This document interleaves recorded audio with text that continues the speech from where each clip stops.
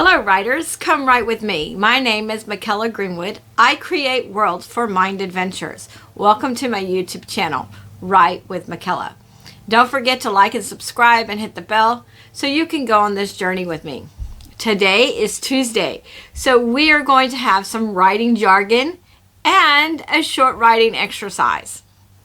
The term we are discussing today is alliteration. Google says alliteration is the occurrence of the same letter or sound at the beginning of an adjacent or closely connected words. The purpose of this repetition of the same sound of a series of words is to provide an audible pulse that gives a piece of writing a lulling, lyrical, or emotive effect. This is one of my favorite tools to use. In fact, if you watched when I described the two different woods, then I used alliteration in the first description. Now, there are several types of alliteration: sibilants, consonants, assonants, frictive, plosive, dental, vocalic, and general alliteration starts our list. There are more. There's unvoiced alliteration, guttural alliteration, liquid alliteration, and symmetrical alliteration. Remember not to let all the vocabulary catch you up or frustrate you. We're here to have fun. Let's look at each type. Sibilance is the easiest to hear. This is where neighboring words make a hissing or whooshing sound as they repeat. Think of the tongue twister, Sally sells seashells by the seashore. So you hear that swooshing sound. With consonants, the focus is on the repeated consonant sounds at any point in successive words. So it doesn't have to be the beginning. An example would be jump through a hoop.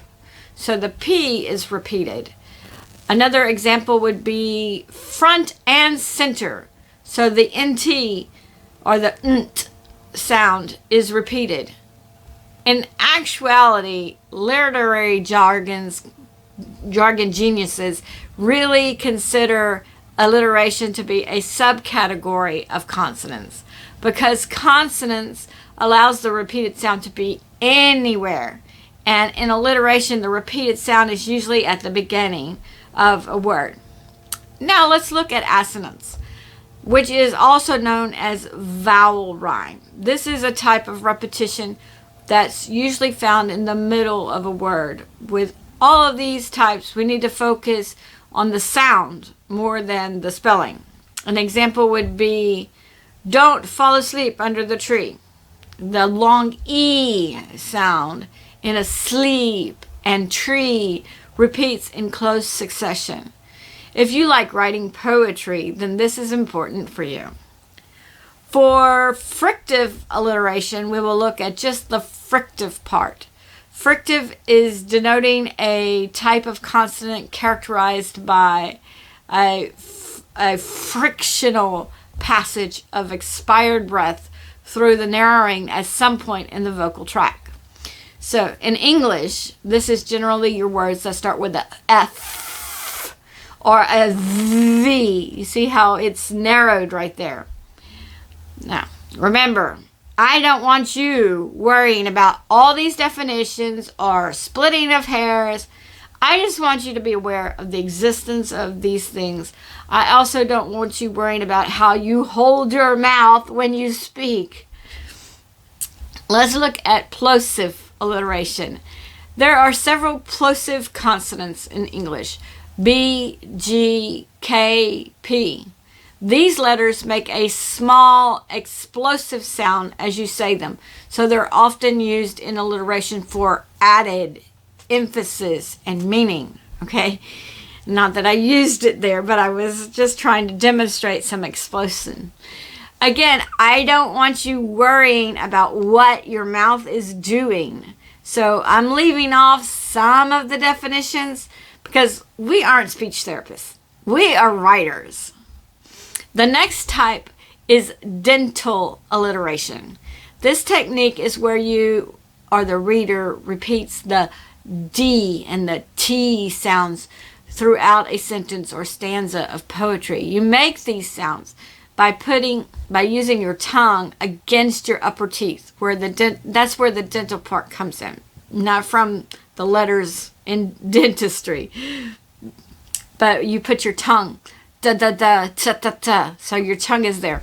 Again, don't worry about your mouth or your tongue. It's just part of the definition. The next type of alliteration is vocalic alliteration. This is a grouping of words that all begin with the same vowel or vowel sound. General alliteration is what our writing exercise will be today, and all you need to do is repeat the beginning sound or syllable in a series of words, or the vowel sound in the series of words. Our list goes on, and I assure you, I didn't know all these distinctions before preparing for this video. I thought it was just simple, and our writing exercise will be simple, so don't worry. The next type is unvoiced alliteration. In English, we have words like knife, where you don't pronounce the K, or gnome, where you don't pronounce the G. Words with silent letters can make alliteration tricky. Remember, we want the same sound repeated more than the same letter spelling. The next type is guttural alliteration. We use words that emphasize G and C sounds to create guttural alliteration. These sounds are often deeper and harsher than we find in the frictive consonant. Okay, I did not do liquid alliteration. We'll save that one for another day because I didn't look that one up, and I just realized that was in the list. So now we'll just do a drum roll. Woo! Our last type is symmetrical alliteration. This is fun to play with as a writer, particularly in poetry. This is where a phrase begins and ends with the same sound in a mirror format. So you have something and then you mirror it in the end. So an example would be, cute goats got caught. So you hear the C and then the G at the beginning, but then the G and the C at the end. So you flip it. Now our assignment. We're going to list down 10 nouns, like chair. You can't use chair. But look around the room where you are and list down 10 things. You can look around. You can look out the window too, look outside if you want to.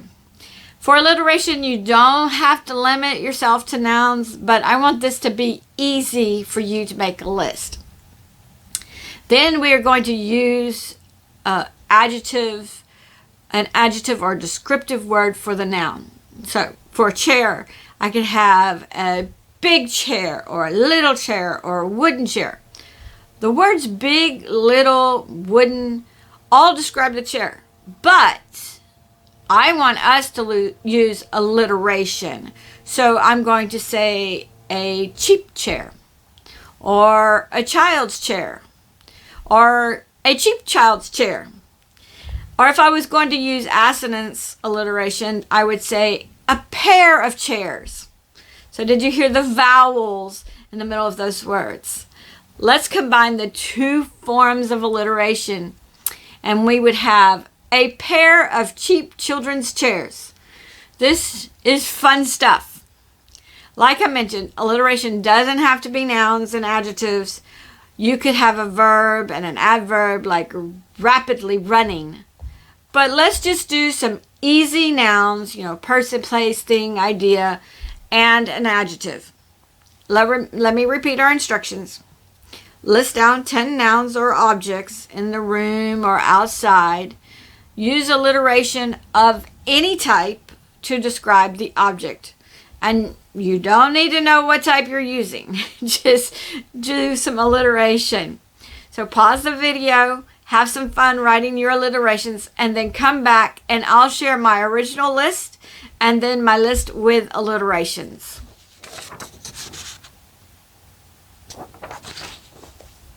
Welcome back, writers. If you had a hard time writing down a list of nouns, you can write down my list. So I'm going to read just my list first. Number 1, door. Number 2, table. Number 3, puppy. Number 4, animals. Number 5, trumpet. Number 6, bed.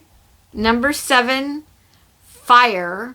Number 8, kittens. Number 9, pillow. Number 10, puzzle. Okay, so if you had a hard time listing nouns and you wrote down my list, then pause the video again and use alliteration to describe my list of words, because that is really what I want you to practice and have fun with, is the alliteration part, not the nouns.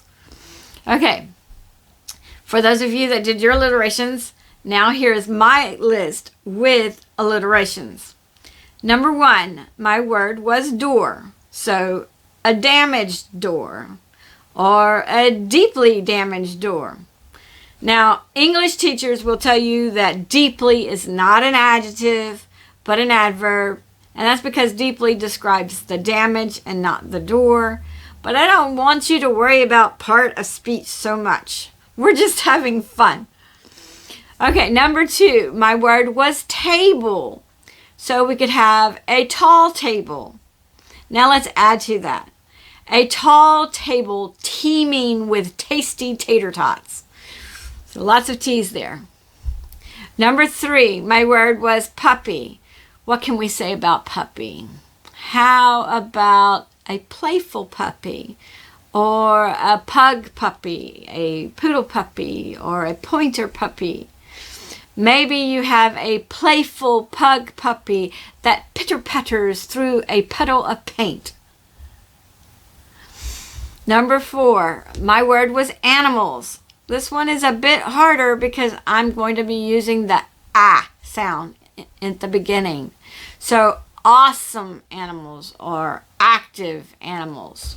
We can make a sentence like, the awesome and active animals arrived at the airport. Number 5, my word was trumpet. I'm just going to say a tumultuous, if I can say the word, tumultuous trumpet. But if you were going for the first sound, then you would need the TR sound. So then you would have a triumphant trumpet. I hope you're having as much fun as I am.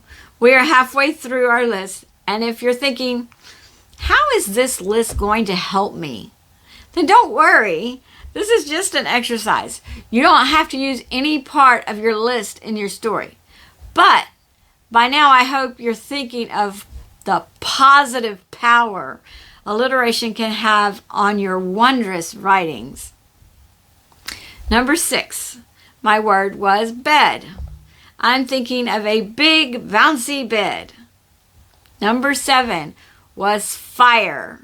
I did not see fire in the house, but I thought of it. Okay, I'm going to give a whole sentence for this one. First, I want you to think of Evel Knievel that did the motorcycle stunts in the 70s, or think of a clown at the circus. My sentence is, the ferocious fire filled the fans with fear. Number 8 was kittens. And this will be an example where I repeat the sound, not necessarily the initial letter. Cute, cuddly kittens crawl across the creaky cabin floor. Number 9, my word was pillow. This actually could go with number 6. We'll look at that in a minute. First, pillow. I have a plump, plush pillow. Now, let's put that plump, plush pillow on the big, bouncy bed.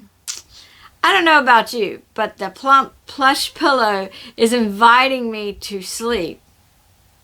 But the big, bouncy bed is not. So maybe we could change bouncy to beckoning. Now, let's put the plump, plush pillow on the big beckoning bed. That's definitely an invitation to cozy up, curl up, and sleep soundly. Number 10. My last word was puzzle. So perhaps you have a perplexing puzzle. And perhaps this puzzle pertains to a perilous pandemonium. Let's put all that together. A perplexing puzzle that pertains to a perilous pandemonium. Well, that's the end of the list. I've had a lot of fun with you. I hope some of you will send me your list or leave your alliterations in the comments down below. I'm not promising to read your alliterations on the channel, but I'm looking forward to reading them. Please send your PDF or Word document to writewithmykela@gmail.com. Also, if you want to send your chapters for the chapter exchange on Fridays, that's the email address as well. Write is WRITE, like you're writing, not your right hand. So writewithmykela@gmail.com. Now for me to read it on the channel, I will need written permission and your age. If you're under 18, then I need permission from your parent or guardian along with your pen name. I didn't mention copyright protection at the beginning of this video because this is just a list. There are no scenes here. So you may use any of the list I read today for anything you write. Don't forget to like and subscribe and hit the bell so we can continue to write together. On Friday, we will read Chapter 6, The Interference of the Past, from the City of the Ancients. And the next couple of Tuesdays, we will look at emotions. So soon you can visit my website and read some character bios. Professionals are designing my website, and my website has a lot of bios from my Mykela series, which was originally plot 3. Thank you for joining me today. I really appreciate your participation. If you know someone who would like this video, then please share it with them. This is Mykela with Write with Mykela. Bye for now.